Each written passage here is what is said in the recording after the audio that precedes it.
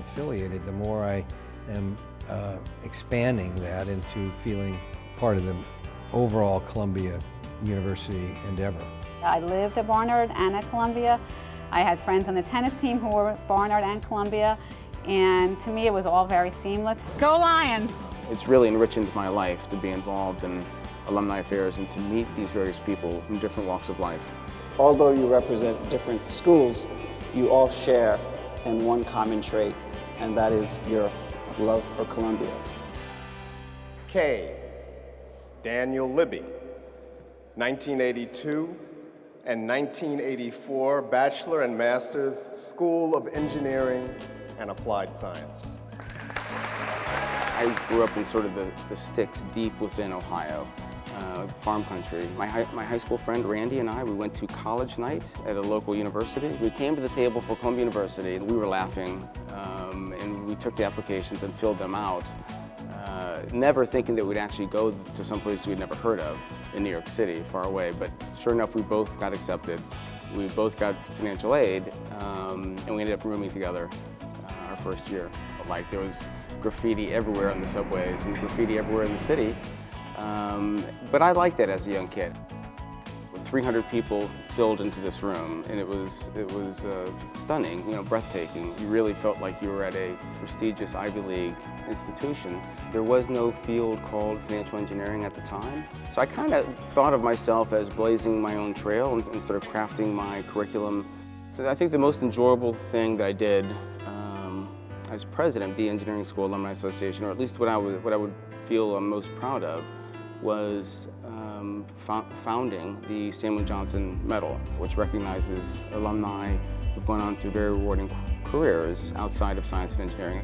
Being a university center has been really quite an experience. One of the initiatives early on was to take a look at, you know, how can the university best address the career development and career education needs of its alumni.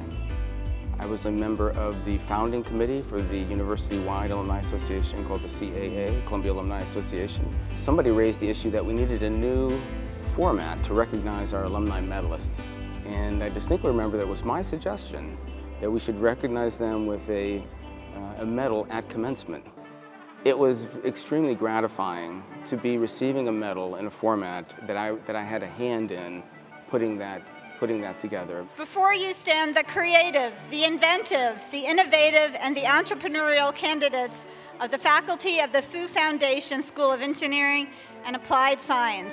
So my Columbia, as I remember it, and as it has been part of my life, I think will be very different from the Columbia that my son will know. What he's going to experience is that Columbia is firing on all cylinders. Philippa Feldman Portnoy, 1986 Barnard College, 1990 Columbia Business School, Master of Business Administration. I played tennis in high school and I was a walk-on, and I hadn't really thought that much about playing in tennis in college, but once I met everyone on the team, I really wanted to play. I was team captain for 3 years. My freshman year, we used to have to practice. It's like 6:30 in the morning because we shared facilities with the men's team. So that was difficult. I was there from the transition from Division III to Division I, which happened my sophomore year. And then another really big accomplishment was beating Cornell for the first time, which I think was my senior year. We had never won an Ivy League match before. I felt that it was important to have a voice and speak up as to what we needed to do to become a very competitive Division I program. I was very fortunate as a Barnard student in my senior year to be a floor counselor in a Columbia dorm. My brother was in the same Columbia dorm, which was great. I started by being very active in the Varsity C Club, which is the alumni organization for athletes. And I was the first female president of that club. It was really great to get the first, to be the first female recipient of the Varsity C Award. It was very touching. Where the tennis program is today versus when I was on the tennis team, you just cannot compare it. It's not just, you know, the team and the coaching, but it's like seeing how developed our alumni network is and how close all of us are. I think is a really nice selling tool for recruits. I go to every event that I can go to. I take my kids to the events. They love Rory. A couple of other women and myself formed the Women's Leadership Council for Athletics a couple of years ago, and that's designed to have women give back to the athletics program. And we've raised over $1 million in the past few years, which is just great. So I was a founding member of the Athena Center for Barnard, which helps promote women in leadership roles. Even as an alum, they have an Entrepreneurs Network for Women. So, and I'm hoping to do that one day myself. I'm on the Columbia Alumni Association board, which is a wonderful board, and I get to meet alums from all the different areas of the university. Basically, as far as I can tell, you will live everywhere, know everything, and talk to everyone. I think it's important for Columbia to be global and that we provide educational experiences for people everywhere in the world and continue to keep all of our alums who are located all over the world in touch with Columbia. Donald O. Quest, medical doctor, 1970, College of Physicians and Surgeons. I decided I wanted to be a doctor. Then we got into the Vietnam War, and so I was involved as a combat pilot in Vietnam. It was a lot more fun studying for biochemistry than getting shot at over Hanoi, I can tell you that. So when I came here to become a medical student and lived in Bard Hall, right here where we are, J. Lawrence Poole was one of my mentors. He went to PNS. He was a world-class neurosurgeon, and I said, I want to be like these people, you know, and see if I can do this.